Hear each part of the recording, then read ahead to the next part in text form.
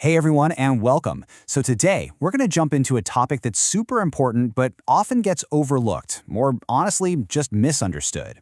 We're talking about asexuality.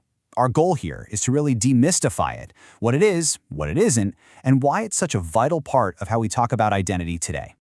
So what does it actually mean to be asexual? It's a great question, right? And it's one a lot of people have. So that's what we're here for. We're going to break it all down, tackle some of those big misconceptions you might have heard, and really get into why this conversation matters so much. All right, first things first, let's start with the basics. Build a solid foundation. Before we can get into the details, we've got to have a really clear idea of what we're even talking about.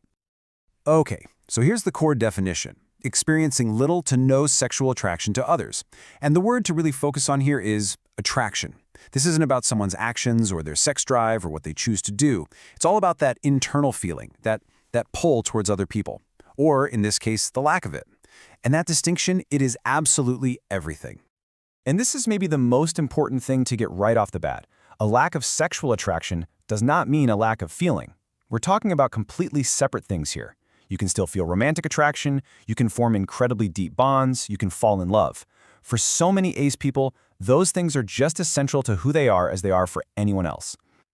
Okay, so we've got our basic definition, but think of that as just the starting line. Because like so many other identities, asexuality is definitely not a one-size-fits-all kind of thing. It's really more of a huge, diverse spectrum. Yeah, calling it the ace spectrum is a super helpful way to think about it. It just kind of opens up the idea that there's no one single way to be ace. For some people, that feeling of sexual attraction is just not there at all. For others, maybe it pops up very rarely, or maybe it only shows up after they've built a really strong, deep connection with someone.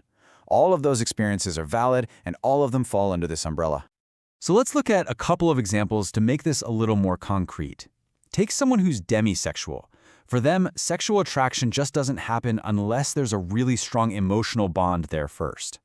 Then you have gray asexual, which is where someone might feel that attraction, but it's super rare or not very intense. And it's also worth mentioning aromanticism. That's about little to no romantic attraction. It can overlap with asexuality, but it's its own thing. It really just goes to show you how personal and unique this all is. So this naturally leads to the next question, right? If sexual attraction isn't the foundation, what do love and relationships look like? How do ace people connect with others and build their communities? Well, it means connection comes in all shapes and sizes.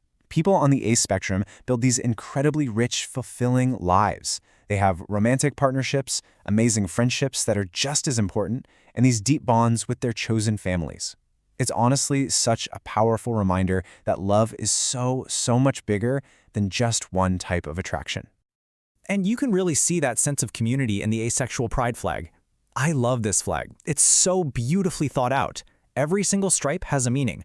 You've got black for asexuality, gray for the whole gray ace and demisexual part of the spectrum, white for non-asexual partners and allies, which is awesome, and then that beautiful purple stripe for the community and solidarity that holds it all together. Okay, whenever there's misunderstanding, myths are going to pop up. So let's just dive right in and debunk some of the most common and frankly, most harmful ones out there. First up, this one is a big one, and it's so damaging. It's the myth that being ace means something's wrong with you, that it's a problem that needs to be fixed. Let's be crystal clear. The reality is that asexuality is a valid sexual orientation, period. It's not a disorder, it's not a phase, it's not a choice. It's just a natural part of the incredible diversity of human experience. Oh man, and then there's this one. You just haven't met the right person yet. You hear this all the time, right? But here's the thing, an orientation isn't a light switch that just flips on when a magical right person walks into the room. Asexuality is about your fundamental orientation, not about who you might or might not meet someday. And this last myth kind of brings everything back around. The idea that asexual people can't have relationships. And we've already talked about this, right? The reality is that attraction does not equal love. Love and intimacy are built on so much more. The connections and relationships that ace people have are every bit as real, as deep, and as meaningful as anyone else's. So why are we talking about all this? Why is visibility for the ace community so critical? What's the big picture here? Well, it's because asexual people have to deal with something called erasure. It's this constant experience of having their identity just ignored or dismissed as not real. And this happens everywhere, even sometimes within LGBTQ+ spaces. So visibility is the antidote. It's how you fight that erasure. It's how you build real understanding, command respect, and create space for celebration. I think this is maybe the best way to wrap our heads around this whole thing.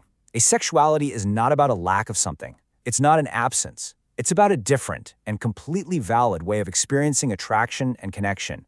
It's whole and complete on its own. And that really leaves us with a question, not just for me, but for all of us, right? Now that we know this, what can we do? How can we all work to build a more inclusive community? How can we challenge those old stereotypes?